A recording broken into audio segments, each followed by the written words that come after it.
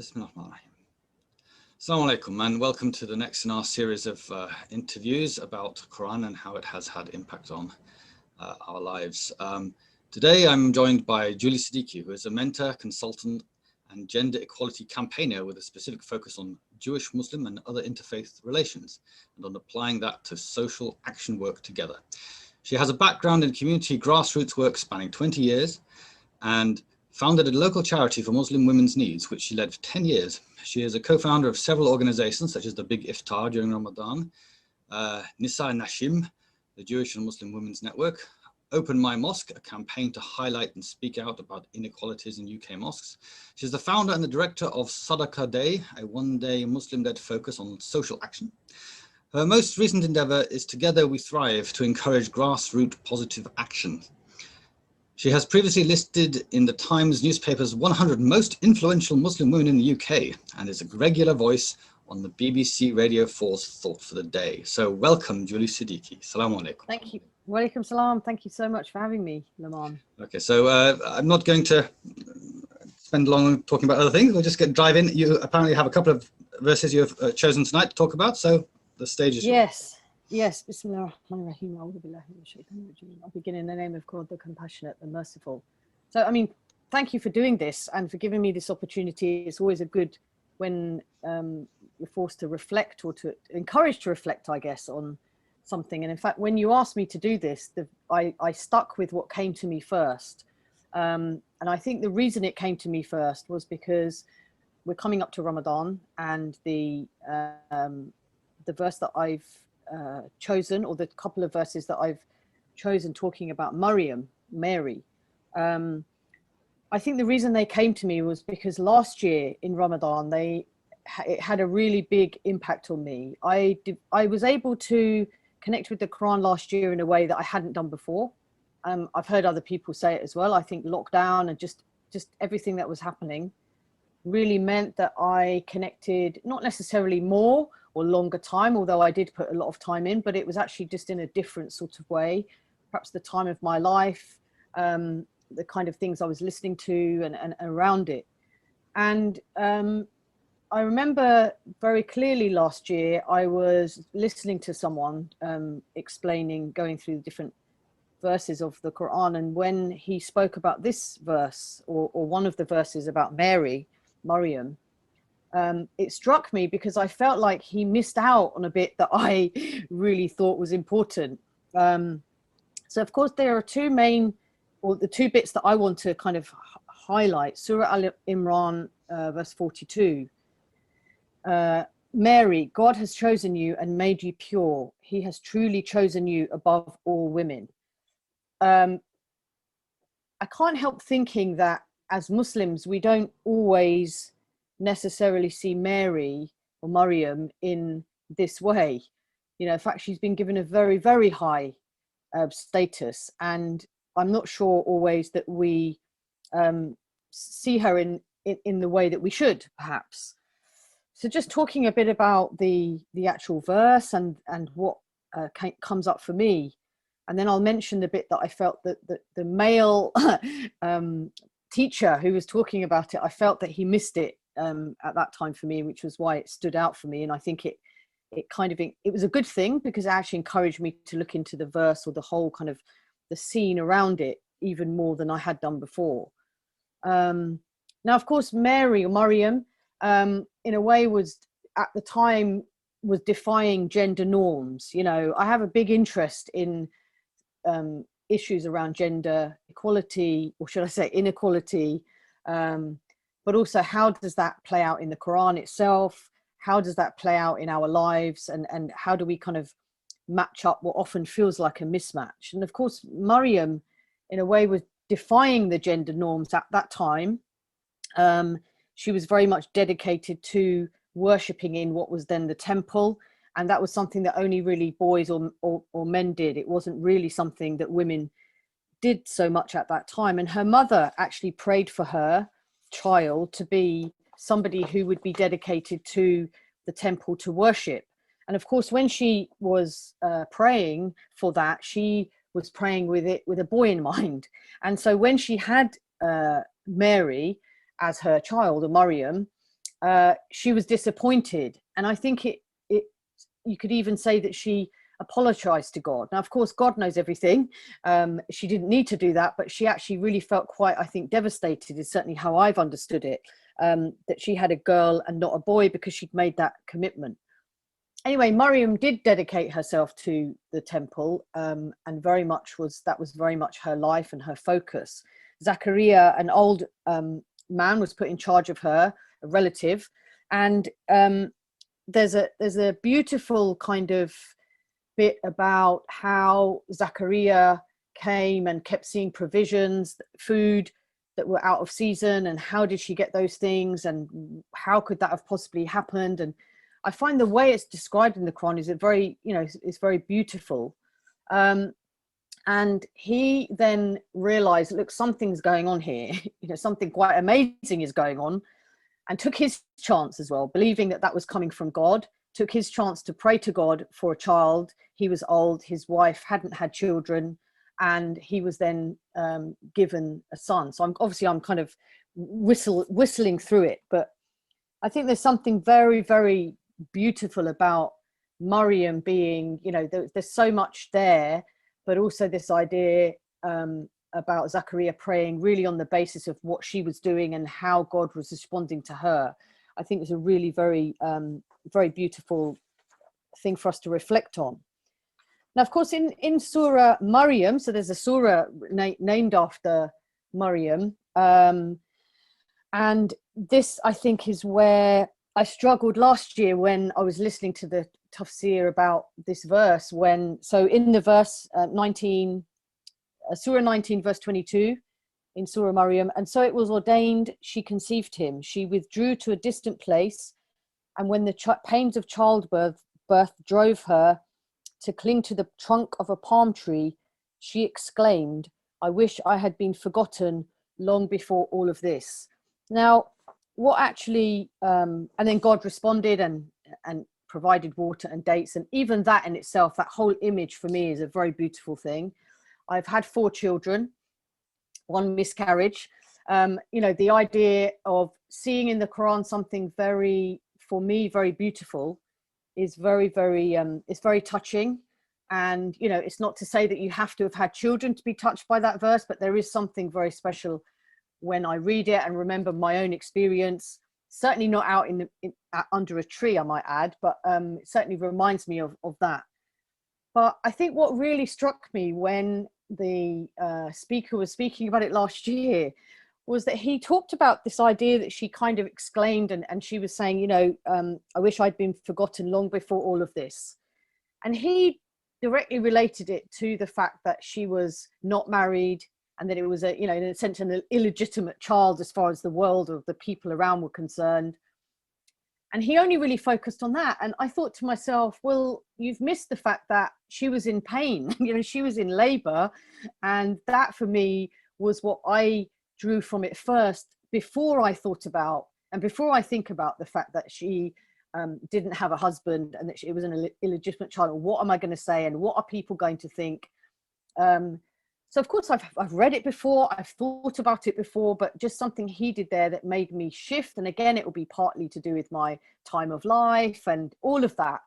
But that, I think, is what is beautiful about the Quran. If we can just approach it in a way which is relatable and, something that is meaningful for us, that we're always trying to take from it whatever we can, reread things. And if we approach it in that way, then I feel like it will always speak to us in the ways that it needs to. Now, 4 women are mentioned by Muhammad, peace be upon him. And of course, Maryam is one of them, which I find also really quite something. And it's really something for us to reflect on. She really was considered to be, and still is, of course, considered to be, some would say, the best of all time, which is quite a claim when you think about how many people have come and gone and all of that. And really, there is no fundamental differences that I can kind of work out between the way Muslims understand Maryam and Christians. Of course, there's differences in terms of the story around Jesus and then what happens to him after that, peace be upon him. But actually Mary or Maryam as a figure, I don't think there are that many differences. And it's certainly over the last year or two got me thinking about, I really want to kind of delve in much more to her as a person. Of course, one of the things that I find sometimes challenging about the Quran is that we don't have lots of detail about all of these people. We have what we need to have, and I've accepted that. We have what we need to have. I know that as a Muslim, I am to believe in the previous books, the prophets, and all of that. And I kind of accepted that very early on when I became Muslim. I've never questioned it. But what does that kind of mean to me, and how much should I look into and try and understand previous prophets or people who've gone before Muhammad became a prophet, peace be upon him?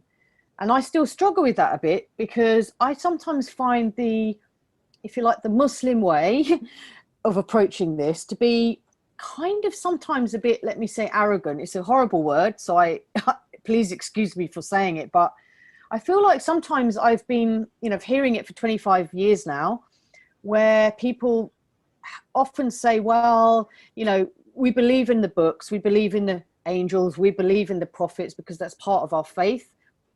But all of those books have been changed, but we have the right one. Now, look, I believe in it, of course. I believe that. I believe the Quran has never changed. It's a miracle. I accept that. And it's an amazing, amazing thing. And I feel always very proud when I can kind of say it to someone who isn't Muslim, to get them to think about that. But what is our relationship with those previous books, and how do we get our heads around and navigate being a Muslim in Britain in 2021, and also relating to those previous prophets? And I think that I sometimes find it quite hard, because I think it's too easy to say, well, we have the right one now, and these ones are kind of in the past, and we shouldn't have to worry about those so much. And I think that is something that I want to continue to explore, because I think that we need to be able to try and learn from, for example, I do a lot of work with the Jewish community, and I don't really see too much work when it comes to, for example, taking a figure, not necessarily Maryam in this case, but other figures in perhaps life of Moses, Musa, peace be upon him, and how do we relate to those women, for example, in his life, and the different sort of stories. How do we think about Hajar or Hagar and what happened to her, and our different understanding of that? For me, that's fascinating, and that's definitely something that I would like to explore, not only myself, but actually with people that are with me now, my contemporaries, but from other faiths. So it's definitely something that I would love to do more of. And the life that Mary lived, I've grown up hearing the nativity story in huge amounts of detail, but now obviously I'm at my point in my life, I read what is written in the Quran, and of course those things don't match up at all. This for me is a very beautiful way of explaining something very, very deep, very, very, very meaningful and significant, of course. And I think there's also something from if you like, a gender equality perspective, just to pull out that I think the way that we're taught about this in the Quran, and then people who've talked about it around it, really it's a double celebration of women, in terms of, for the mother of Maryam and then Maryam herself. I think there's something very, very powerful. She's chosen very much a pure, dedicated, beautiful soul, it seems to me. And I think, and she was of course the mother of Jesus, Isa, peace be upon him, but really a significant person. And the fact that Muhammad, peace be upon him, mentioned Maryam in those 4 of the best women, is really something. And I'm not sure that as Muslims, as women or men or anybody, I'm not really sure that we give Maryam enough focus in terms of her role, the meaning, the way she was as a person, what we can learn from all of this. You know, I think there is still so much more there to be uncovered. And of course, the Quran doesn't talk about her pregnancy, as far as I'm aware. It's very much focused on that part of her. But it's like that for a reason. So it's for us to then think about and reflect on and understand why and how, you know, that can have an impact on us now, I think is really, really significant. So yeah, that's what I wanted to share, because I felt that it really kind of made an impression on me last Ramadan. I'm hoping it will make an impression on me again this year, and it has in between, because it really encouraged me and other things to really look at not just Maryam in terms of a woman in the Quran, but other women that are mentioned and who they were, and again why we only get some bits of their story and not others. For me, that's fascinating, and you know, to be continued in that sense for me. So yeah, I very much that was very much just a reflection from the heart, really. But thank you so much for the opportunity, and I'd love to hear your kind of thoughts on it, of course.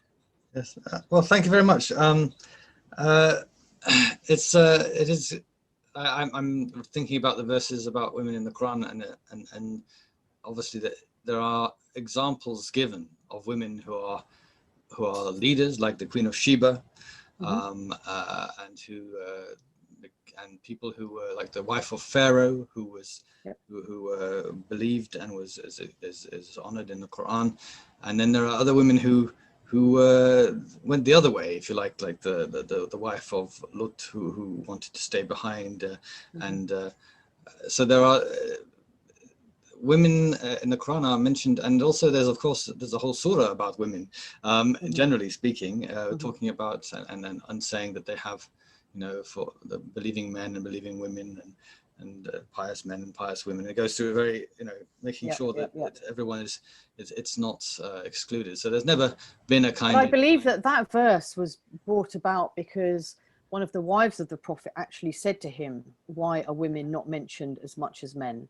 Now, you know, that's fascinating, because we don't often think of it or piece it together in that way, because we always think about, or certainly I would say taught that, you know, there was Jahiliyyah, the Prophet came to do away with all of that stuff. Well, of course, there would have still been inequality, and that we know that there was still inequality. I mean, there's lots of things. Fascinating. Yeah, I think there are lots of things. I mean, it's a big subject. If we focus on Maryam and there's a lot of interesting things around that. I mean, she's obviously a clear example of sort of the pious, the innocent, kind-hearted, and studious. Very likely she studied a huge amount of temple. This is what they did, and probably was very instrumental in making sure her son was, you know, the foremost of knowledge within the temple, and that role is perhaps not touched on much, but I'm sure if you look at the reality of it, he was known to speak wisdom at a young age and be able to say things, and I'm sure Maryam was a very big part of that, and that's a large part of why she's honored. Which I mean, obviously this comes into questions of how much is studied and how much is inspiration, which is a big topic I don't really want to go into.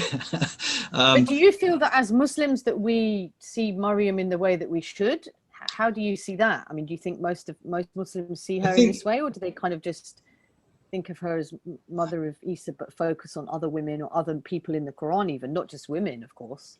Well, it's a question. I mean, there are different people have different kind of agendas, if you like, and the people have different work they work on. So jurists will have specific things they're trying to work out, and they'll refer to examples in the Quran and Hadith which are relevant to that. I mean, in terms of general kind of inspiration of examples and exemplary women, I mean, Maryam is clearly an exemplary woman for everyone. And the interesting thing about it, of course, is she is, of course, an exemplary woman example for men and everyone, for other religions as well. So so when they talk about, you know, the people criticize Muslims wearing hijab, whatever, you just show them a picture of Maryam, and every symbol, every icon ever made of her is wearing a hijab. So, you know, are you going to ban Maryam's image? You know, I mean, this is it makes certain it's a very useful kind of reminder that these are not alien things to have in Islam. That this is an example that's universal. It's not specifically Islamic in particular. I mean, it is Islamic, but it's not. That's part of the appeal of Islam, is that it is a universal religion. It's not about a particular race or a particular people. It's not like it's not even.